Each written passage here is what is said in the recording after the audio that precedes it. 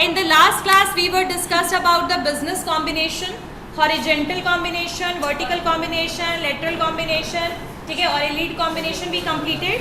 In today's class we are going to understand about the types या forms of business combination. वो types of business combination था, ये form मैंने किस type के business combination हो सकते हैं, और वो types क्या बता रहे थे कि कैसे business combination हो सकते हैं. How business combine, वो उसका आंसर था वो आपका टाइप्स में. हाँ, और इस टाइप के होते हैं बिजनेस कॉम्बिनेशन के फॉर्म्स, वो आपके फॉर्म्स में. ठीक है, तो सबसे पहला इसमें हम लोगों ने किया था एसोसिएशन. तो सबसे पहला है एसोसिएशन. अच्छा, एसोसिएशन जो होता है ये बेसिकली नॉन प्रॉफिट ऑर्गेनाइजेशन की तरह काम करेगा. जैसे मान लीजिए कि कोई एक मंडी है, ठीक है, जहाँ पर 5 लोग पोटैटो सेल कर रहे हैं. ठीक है, अब चूंकि 5 कॉम्पिटिटर मार्केट में अवेलेबल है तो कंपटीशन का लेवल क्या होगा, हाई होगा. प्राइस कोई लो रखेगा तो उसका ज़्यादा सेल होगा, जिसका प्राइस हाई होगा उसका कम सेल. हाँ, तो that kind of differences we can see in the market, right. So association का मेन थीम होता है कि कंबाइन हो जाए, मतलब बिजनेस को कंबाइन कर ले और एक प्राइस को सेट करने में और कोई भी प्रोसेस और डिसीजन को मिलजुल करके हम ले. ठीक है, सो एसोसिएशन का मकसद पैसा कमाना नहीं होता है, ये एक वॉलेंट्री बोल सकते हैं ना, एक ये आपका वॉलेंट्री ऑर्गेनाइजेशन है कि ट्रेडर्स मिल करके डिसाइड करता है कि हमें आपस में क्या होना है, जुड़ जाना है, हमें आपस में कंबाइन होना है. ठीक है, और इसका मेन एम क्या होता है, promotion and protection of the traders in the market, या protection and promotion of the traders, जो भी होगा, मतलब प्रमोशन हो, प्रोटेक्शन मिले, प्राइस आपको मिले और एसोसिएशन के साथ आपको प्रॉफिट भी मिले, मतलब सबको फायदा हो. अकेले सिर्फ एक ही बेसिकली आपका फॉर्म हो, एक ही इंडस्ट्री नहीं, मतलब एक ही आपका कंपनी, एक ही फॉर्म को सिर्फ फायदा ना हो, सबको हो. ठीक है, तो मिलजुल करके कंसेप्ट, टीम वाला कंसेप्ट होता है ना, वही जैसे प्रोजेक्ट का काम मिलता है तो 5 बच्चे जुड़ के बना रहे हैं तो फायदा 5 को होता है ना. अब वो अलग बात है कि प्रेजेंटेशन गलत दे दिया तो मार्क्स कट गया, वो एक अलग सिचुएशन है. बट यहाँ पर एसोसिएशन एक क्या होता है, टीम बिल्ड किया जाता है. ठीक है, तो इसमें लिखिए एसोसिएशन क्या है, इसमें लिखिए, समझ में आया एसोसिएशन क्या है. एसोसिएशन बेसिकली एक तरीके का नॉन प्रॉफिट ऑर्गेनाइजेशन कॉम्बिनेशन है, और जो वॉलेंटरीली मतलब सबके कंसेंट से एसोसिएशन को फॉर्म किया जाता है. मेन थीम है promotion and protection of each traders in the market. Clear होगी बात, चलिए लिखिए इसमें. These are voluntary organisation of traders. These are voluntary organisations of traders. हाँ, सुन रही हूँ मैं यहाँ से. These are voluntary organization of traders.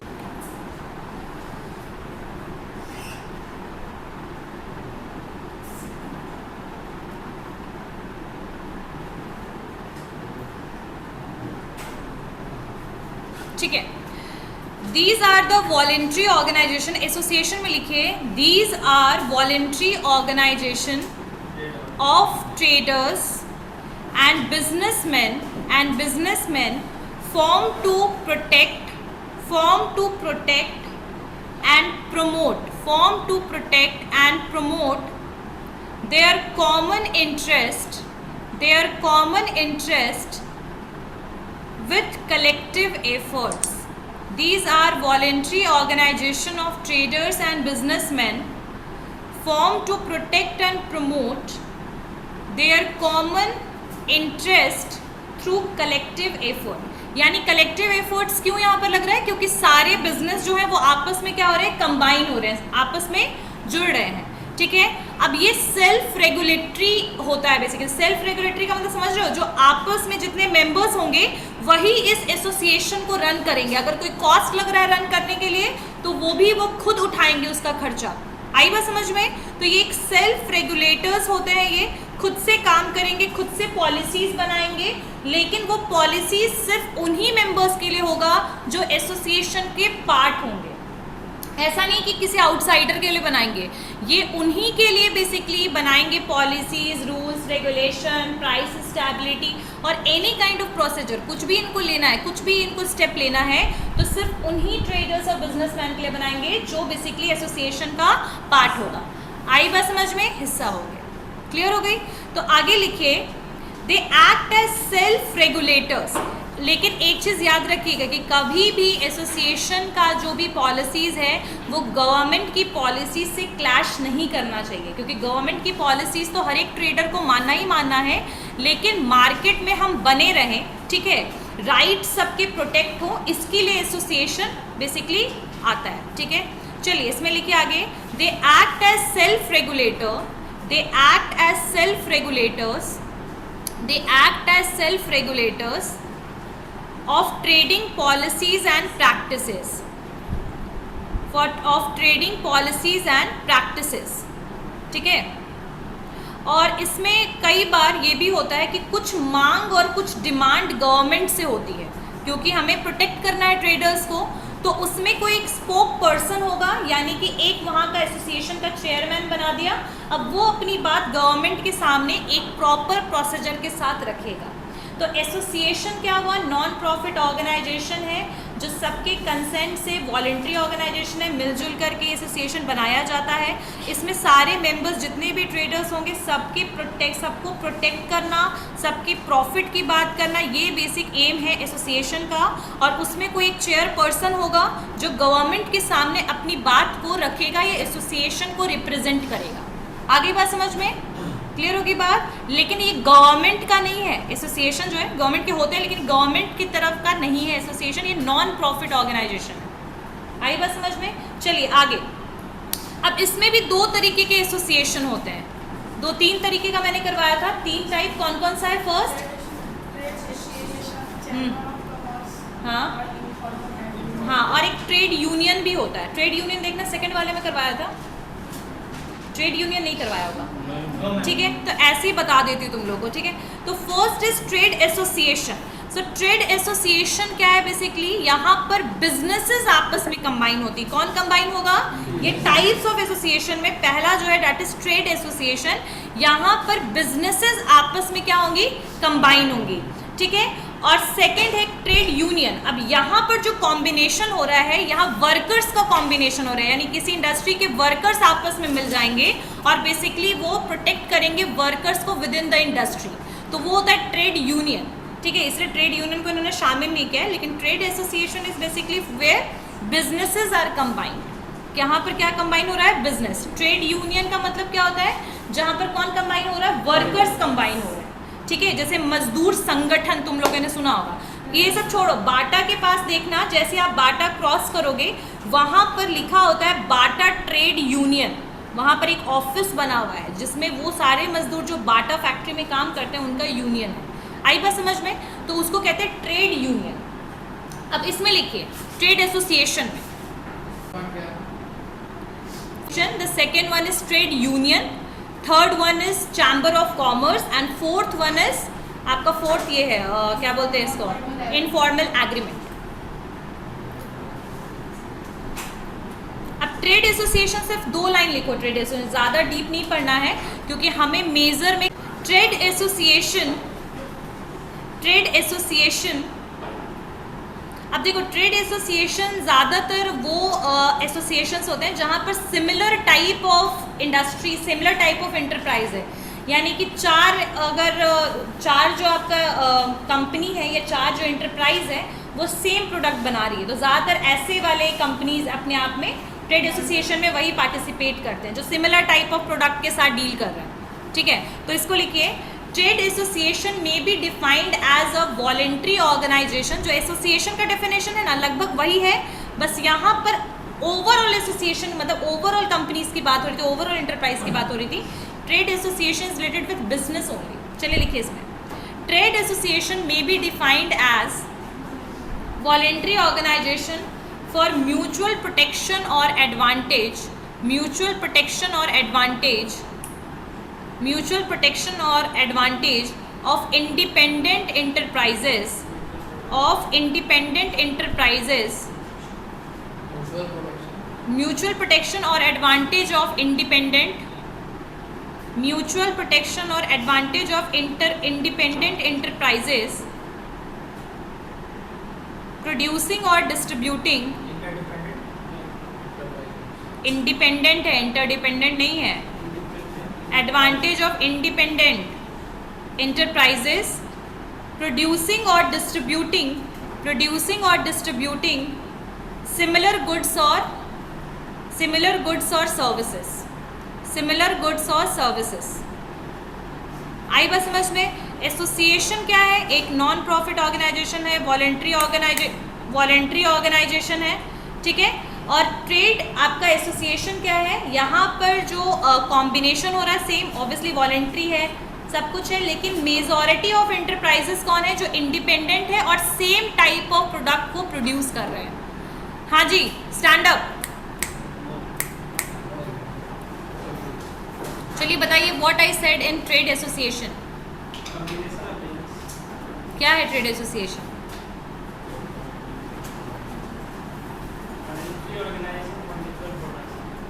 Trade association से कैसे अलग है?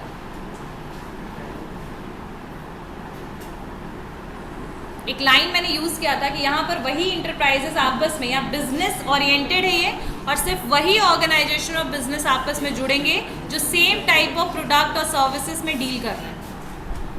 आई बात समझ में? जैसे मेडिसिन में अगर कोई डील कर रहा है तो मेडिसिन के आपस में कंपनीज ऐसे जुड़ सकती हैं। आई बात समझ में? तो ये है आपका ट्रेड एसोसिएशन। चलिए आगे। वॉलेंट्री का मतलब अपनी मर्जी से। हाँ, मतलब सेम टाइप ऑफ प्रोडक्ट में अगर आप डील कर रहे हो, या तो आप सेल कर रहे हो या तो आप प्रोड्यूस कर रहे हो, लेकिन जो प्रोडक्ट बना रहे हो या फिर उसको आप एज अ सप्लायर सेल कर रहे हो, एज अ रिटेलर आप कर रहे हो, लेकिन सेम ही टाइप की कैटेगरी में वो आना चाहिए। आई बात समझ में? चलिए, यानी वैसे बिजनेस जो सेम प्रोडक्ट को बना रहे हैं या तो फिर वो डील कर रहे हैं उसमें सेम प्रोडक्ट, ठीक है। आगे, like trade union is also NPO, non profit organisation, ठीक है। Trade union non profit organisation, non profit आपका एक तरीके से वो एक वॉलेंट्री एसोसिएशन है, नॉन प्रॉफिट वॉलेंट्री एसोसिएशन है, इन विच द वर्कर्स जो होंगे, द वर्कर्स आर कंबाइंड। अलग अलग बिजनेस के, अलग अलग बिजनेस का मतलब है कि एक ही टाइप का बिजनेस है लेकिन अलग अलग कंपनी, जैसे बाटा हो गया, श्रीलेदर हो गया। आई बात समझ में? एक टाइप का बिजनेस फॉर्म और अलग अलग जो वर्कर्स हैं कई बार क्या हो जाते हैं, वो कंबाइन हो जाते हैं और वो क्या फॉर्म करते हैं? ट्रेड यूनियन, ठीक है, for the protection of workers, ठीक है। यहाँ पर कौन ज्वाइन कर रहे हैं आपस में? वर्कर्स, ठीक है। कौन ज्वाइन हो रहा है? वर्कर्स। तो ये एक तरीके का एसोसिएशन तो नहीं है, क्योंकि इंडिविजुअल बेसिस का ये चीज़ है, मतलब वर्कर्स यहाँ पर इन्वॉल्व हो रहे हैं, इसलिए बहुत लोग ट्रेड यूनियन को हाँ different companies of same type कह सकते हैं, ठीक है, सेम टाइप के जो काम में इंगेज हैं, लेकिन ये एसोसिएशन का पार्ट नहीं है। तो इसीलिए जब क्वेश्चन कभी आएगा ना ट्रेड यूनियन का, तो ये एसोसिएशन का पार्ट नहीं है। एसोसिएशन एक बिजनेस, एक फॉर्म की तरह काम करता है, ये थोड़ा यहाँ इंडिविजुअल्स हैं, वर्कर्स इन्वॉल्व हैं, ठीक है। चलिए नेक्स्ट वन लिखिए, चैम्बर ऑफ कॉमर्स। हाँ बोलो बेटा।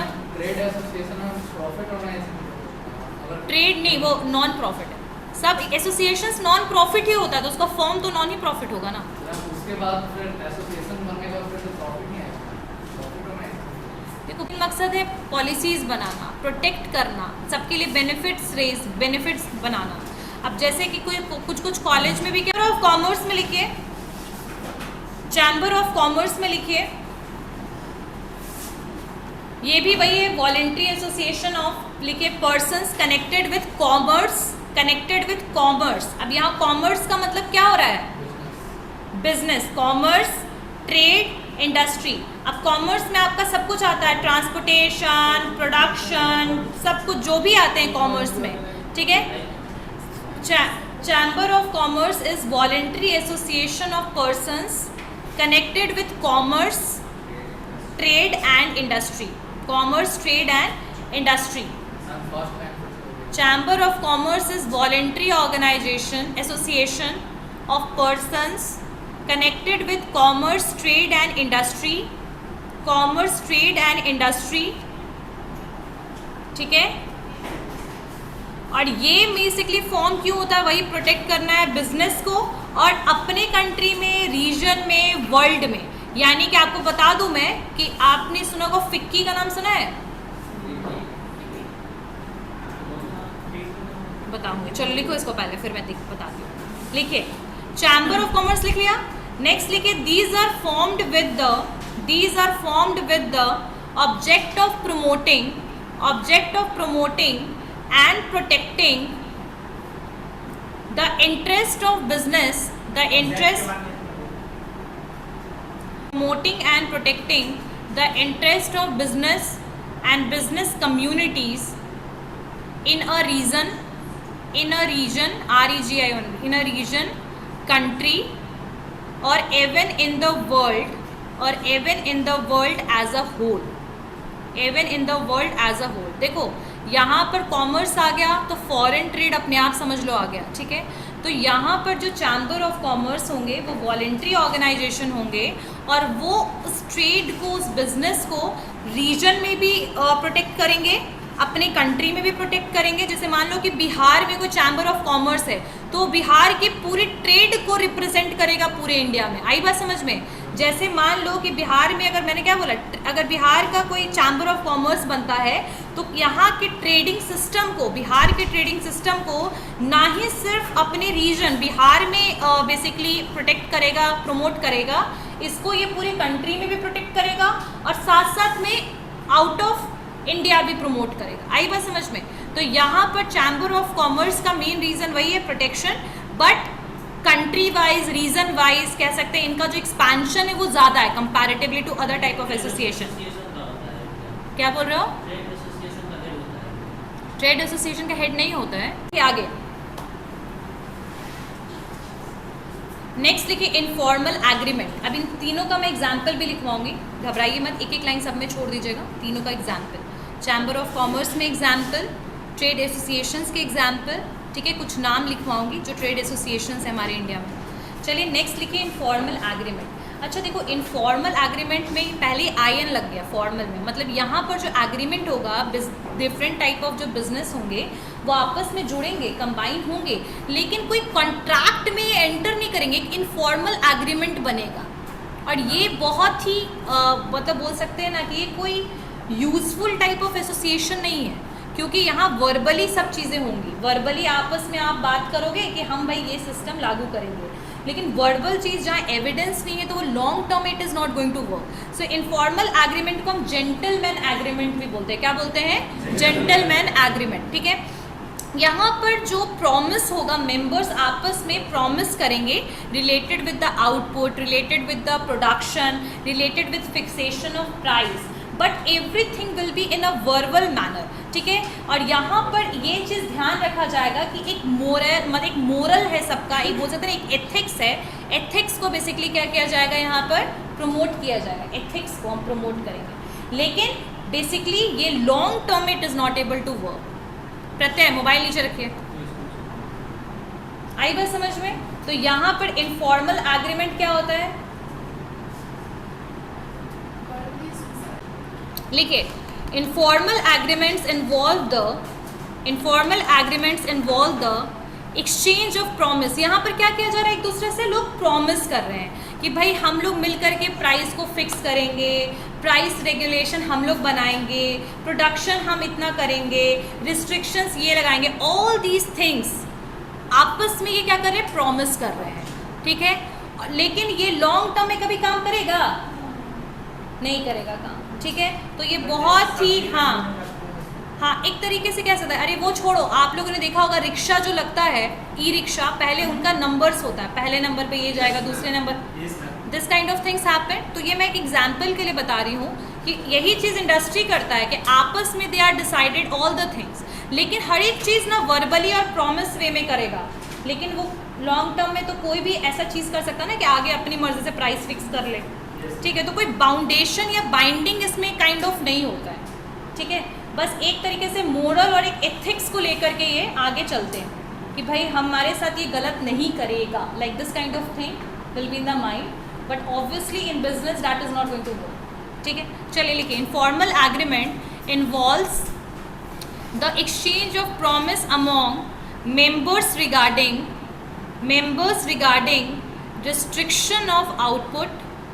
members regarding restriction of output, fixation of price, etc. और जहाँ पर इनफॉर्मल एग्रीमेंट लिखा है वहाँ स्लैश दे के लिखिए जेंटलमैन एग्रीमेंट, ठीक है। स्लैश दे के एक और लिखिए प्राइस एग्रीमेंट, उसको प्राइस एग्रीमेंट भी कहते हैं, जेंटलमैन एग्रीमेंट भी बोलते हैं, ठीक है। तो इसके मल्टीपल नेम है।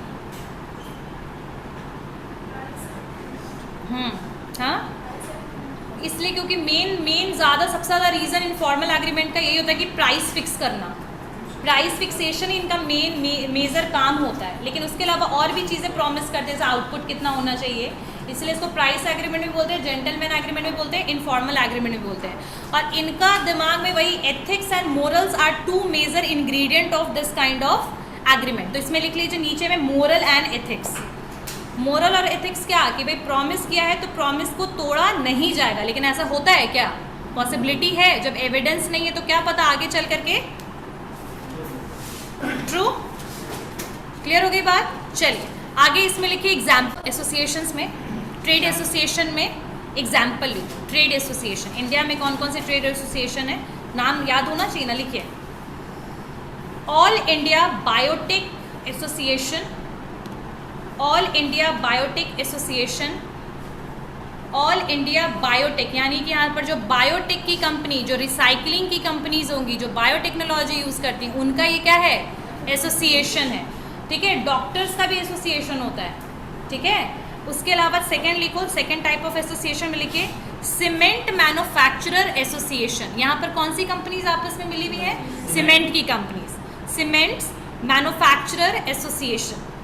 अच्छा, ये जो बिजनेस कॉम्बिनेशन होता है ना, ये ज़रूरी नहीं है कि सिर्फ एक तो कॉम्बिनेशन, तुम लोग को पता है कि 2-3 बिजनेस आपस में मिल जाती हैं। यहाँ पर बेसिकली कहा जाना तो पॉलिसीज़ वगैरह के लिए, प्रोटेक्शन के लिए ये सारी चीज़ें हो रही हैं। यहाँ 2 कंपनीज आपस में मर्ज सिर्फ एक दूसरे को प्रोटेक्ट करने के लिए हो रही है। आई बात समझ में, दोनों क्लियर हो गया पॉइंट, सीमेंट वाला और सेकेंड एक और क्या बताया, बायोटेक। तो 2 एग्जाम्पल काफ़ी है।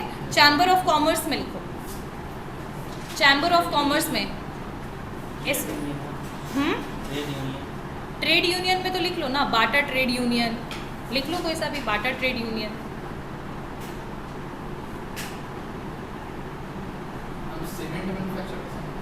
सीमेंट मैन्युफैक्चरर जो सीमेंट बनाते हैं आपस में, जो भी है, जैसे कि आपका एसीसी सीमेंट है, बिरला सीमेंट है, आदित्य बिरला सीमेंट है ना, तो ये आपस में इन्होंने एसोसिएशन बना लिया ताकि प्राइस को प्रॉपरली फिक्स कर सके।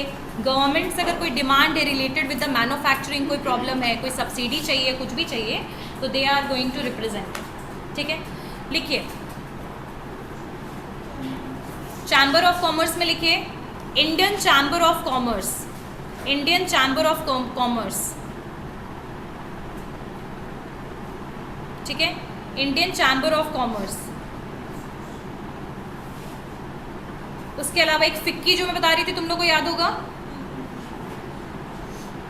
इसमें है federation of Indian chamber of commerce and industry. ये भी नॉन गवर्नमेंटल ट्रेड एसोसिएशन ही है, मतलब भाई चैम्बर ऑफ कॉमर्स में आएगा ये। Federation of Indian chambers of commerce and industry, federation of Indian chamber of commerce and industry, ठीक है। तो ऐसे तो बहुत सारे होंगे चैम्बर ऑफ कॉमर्स जो है। चैम्बर ऑफ कॉमर्स का मेन हेडक्वार्टर आपका कोलकाता में है, तो कई बार ये क्या करते हैं ना कि नेशनल लेवल पे इन्होंने बना लिया, chamber of commerce national level पे होता है। लाइक आपके अलग अलग स्टेट में अलग अलग चैम्बर ऑफ कॉमर्स होता है, बिहार में भी है, बिहार का चैम्बर ऑफ कॉमर्स, क्लियर है। लेकिन ये गवर्नमेंटल ऑर्गेनाइजेशन नहीं है, याद रखिए कि गवर्नमेंट इसको ऑपरेट नहीं करती है, वही बिजनेस एसोसिएशन या ट्रेड जो वहाँ का सिस्टम है वही उसको क्या करता है, चलाता है, ठीक है, ऑपरेट करता है। चलिए नेक्स्ट लिखिए, नेक्स्ट वन आपका नेक्स्ट फेडरेशन लिखो, फेडरेशन लिखिए। Next federation, federations, federations, federation में देखो कितना टाइप लिखवाया था मैंने। ये टॉपिक बहुत ज़्यादा बड़ा है तो इसको इतना लिखवा नहीं पाऊंगी, तो मैं नोट्स ही भेजूंगी तुम लोगों को। लेकिन फेडरेशन में 2 लाइन लिख लो। लिखिए फेडरेशन क्या होता है। अब यहाँ पर जो फेडरेशन है, फेडरेशन और एसोसिएशन में कुछ खास डिफरेंस नहीं है। ये एक एसोसिएशन ऑफ फर्म्स है जो बेसिकली इंगेज्ड होगा सेम बिजनेस में विथ अ फॉर्मलाइज्ड एग्रीमेंट। लेकिन यहाँ एग्रीमेंट क्या होगा, फॉर्मल एग्रीमेंट बनेगा to follow the certain policies to reduce the wasteful competition, और यहाँ पर इस प्रिंसिपल क्या है फेडरेशन का, to retaining the identity and autonomy, यानी कि बेसिकली यहाँ पर इनका मेन एम है कि कंपटीशन को रिड्यूस करना। वहाँ जैसे पॉलिसीज वगैरह बनाना था, यहाँ पर मेन एम क्या है, कंपटीशन को रिड्यूस करना। तो इसको लिखो 2 लाइन, फटाफट लिख लो। Federation means association of firms engaged in the same business with a formalized agreement, engaged in a same business with a formalized agreement। यहाँ पर agreement कैसा होगा, formal agreement होगा, ठीक है। मतलब एसोसिएशन में मिक्स है ना, कुछ इनफॉर्मल भी होता है फॉर्मल भी, लेकिन यहाँ जो होगा फेडरेशन में वो सिर्फ फॉर्मल एग्रीमेंट होगा। वहाँ इनफॉर्मल एग्रीमेंट भी तो एसोसिएशन का ही पार्ट है ना, तो there is a mixture of both kind of agreement, informal as well as formal, but in the federation only formal agreements will be entertain, ठीक है। तो लिखिए, federation means association of firms engaged in same business with a formalised agreement to follow certain policies in common so as to reduce the intensity of wasteful competition in the respective business, reduce the intensity of wasteful competition in the respective business line, ठीक है। अब यहाँ पर principal क्या है federation का, what is the principal of federation, means federating units while retaining their identity autonomy, मतलब कि फेडरेट करेंगे हम, ठीक है, मिलाएंगे, लेकिन उसका पहचान अपना अलग होगा। बिजनेस कॉम्बिनेशन में अपना वो आइडेंटिटी नहीं खोएगा, फेडरेशन में सिर्फ पार्ट बनेगा, ठीक है। और यहाँ पर एक कॉमन एग्रीमेंट होगा कि भाई हम ये वाली पॉलिसी, जैसे कि मान लीजिए कि हम जो है ये प्राइस वाली जो पॉलिसी है ना वो मिल करके करेंगे, मतलब एग्रीमेंट में आप किस किस चीज़ के लिए कंबाइन हुए हो वो मेंशन रहेगा। आपकी आइडेंटिटी फेडरेशन की वजह से ख़त्म नहीं होगी, आइडेंटिटी आपकी रहेगी, बस कुछ कुछ पॉइंट्स में और कुछ कुछ डिसीजंस में बस आप मिलोगे, कंबाइन करके मिल करके डिसीजन लोगे। आई बात समझ में, लेकिन सब कुछ फॉर्मल एग्रीमेंट के थ्रू होगा, ठीक है, सब कुछ रिटन होगा और सबको वो चीज़ फॉलो करना है, because they are binded with contract. आई बात समझ में। चलिए नेक्स्ट पॉइंट, फेडरेशन में अब फेडरेशन कितने टाइप का लिखा था, पूल्स, कार्टेल और तो फॉर्मल एग्रीमेंट तो आई डोंट थिंक सो लिखवाने की जरूरत है, पूल्स एंड कार्टेल्स कर लेते हैं, ठीक है।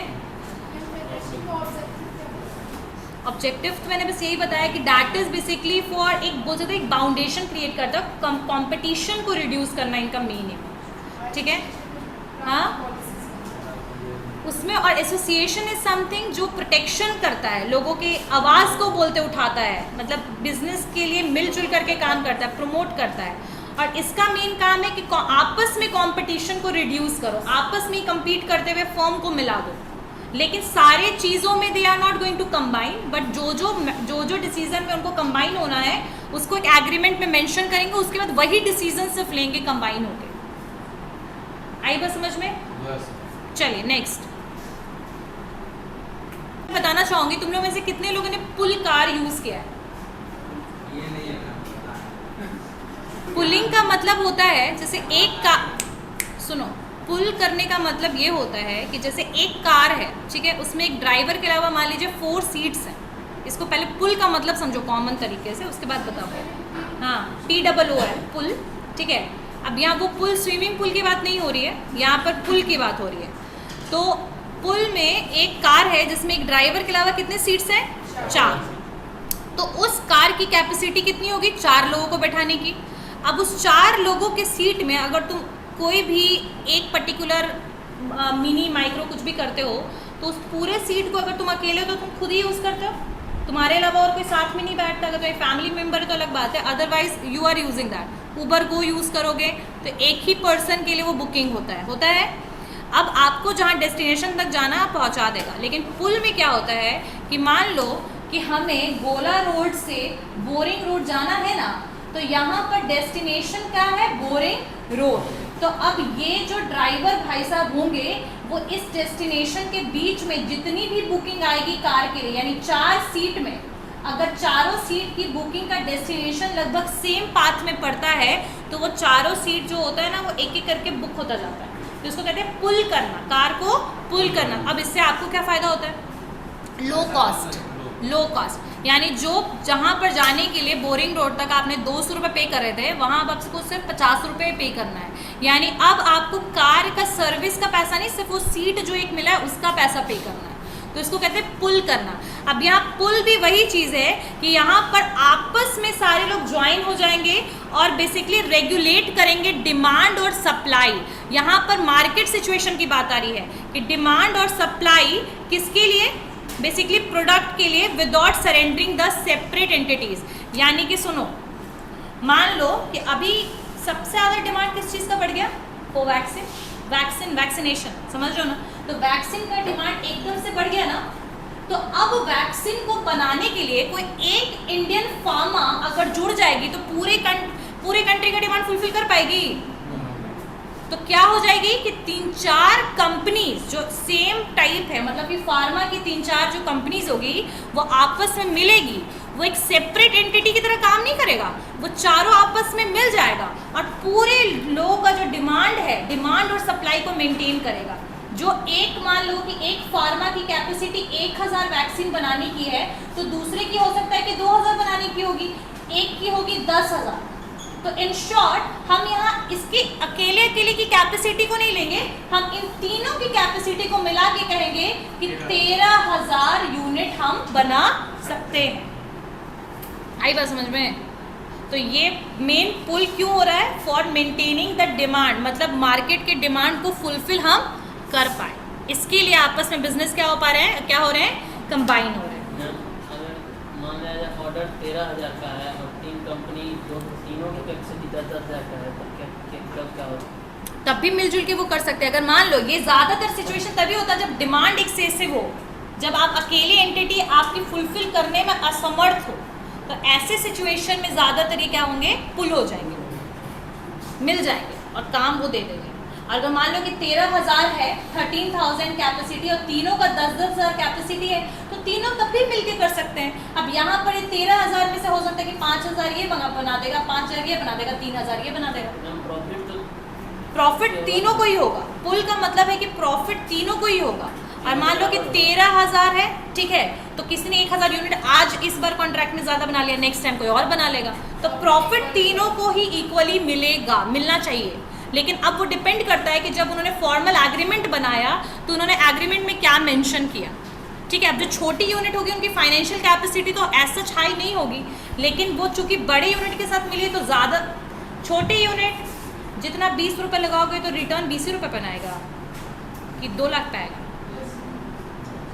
चलिए, पुल में लिखिए it means that the members, pools में लिखिए it means that the members of the pooling agreement. Online class समझ आया बेटा, पुल समझ आया। चलिए, it means that the members of the pooling agreement join together. It means, लेकिन ये आपस में ऐसा नहीं है कि बोल बोल के जुड़ जाएंगे, पूरा एग्रीमेंट बनेगा प्रॉपर। जैसे अभी कोवैक्सीन और ये कोविडशील्ड था, कोविडशील्ड तो बाहर का था, लेकिन कोवैक्सीन जो था ना सारा इंडिया के ही फार्मा बेसिकली बना रहे, फार्मा कंपनीज बना रही थी। और इवन वो यहाँ का डिमांड नहीं, पूरे ऑल ओवर वर्ल्ड का भी बहुत सारे जगह का जहाँ पर वो भेजना चाह रहे थे वहाँ का भी डिमांड फुलफिल करी थी। खैर कोवैक्सीन जो है वो लिखे पुल्स में, it means that the members of the pooling agreement join together to regulate the demand, to regulate the demand or supply, to regulate the demand or supply of a product without surrendering their separate entities, without surrendering their separate entities, without surrender से बना surrendering their separate entities। ठीक है। अब यहाँ पर क्या क्या चीज़ें होती हैं, यहाँ पर रीडिस्ट्रीब्यूशन होगा आपके प्रॉफिट का, मतलब डिस्ट्रीब्यूशन जो मैं बता रही थी ना, प्रॉफिट डिस्ट्रीब्यूशन होगा, यहाँ पर रीएलोकेशन होगा आउटपुट का कि कौन सी फर्म कितना बनाएगी, और ये सारी चीज़ें जो है ना ये पुल में होगा, मतलब कंसेप्ट समझो पुल का, क्योंकि पुल आपके सिलेबस में है, इसीलिए याद रखिएगा कि यहाँ पर जो एंटिटीज़ मिलेंगी, मान लो कि यहाँ पर ग्लैक्सोस्मिथक्लाइन है, that is a pharma company है, ठीक है, फिर रेनबैक्सी है और एक आक और मान लो, ठीक है, तो 2-3 कंपनीज जो फार्मा की मिली, उनका एंटिटी ख़त्म नहीं होगा, वो रेनबैक्सी रहेगी, वो ग्लैक्सोस्मिथक्लाइन ही रहेगा, है ना। लेकिन जो आपका जो बनाने का, जो डिमांड फुलफिल करने का जो तरीका होगा वो एग्रीमेंट के थ्रू होगा, और किसको कितना बनाना है यानी कितना आउटपुट देना है उसके बारे में भी आप मेंशन करोगे, यानी रीएलोकेशन ऑफ आउटपुट, यानी कितना आउटपुट हमें बनाना है, यानी कितना प्रोडक्शन करना है वो भी डिसाइड करोगे, और साथ साथ में रीडिस्ट्रीब्यूशन हम प्रॉफिट का कैसे करें, चूँकि हमने पूरा मार्केट की डिमांड को देखा और हमने मिलजुल के काम किया, तो जितना जिसने आउटपुट बनाया होगा उसको उतना क्या मिलेगा, प्रॉफिट। जैसे इसको 3000 था तो 3000 रुपये के हिसाब से इसको 3000 प्रोडक्ट के हिसाब से प्रॉफिट, 5000 बनाया इसने तो उसको 5000 के हिसाब से, 5000 बनाया 5000 के हिसाब से। आई बात समझ में? चलिए, एसोसिएशन में बेसिकली एसोसिएशन भी में एंटिटी नहीं हटता था, लेकिन एसोसिएशन में आपका एक तरीके से पॉलिसीज बनाने के लिए, प्रोटेक्शन के लिए होता। Federation is something which is related with the implementation of output वगैरह के लिए, ठीक है, पॉलिसीज ये भी है, मतलब काइंड ऑफ फेडरेशन और एसोसिएशन में ज़्यादा डिफरेंस नहीं है, ठीक है,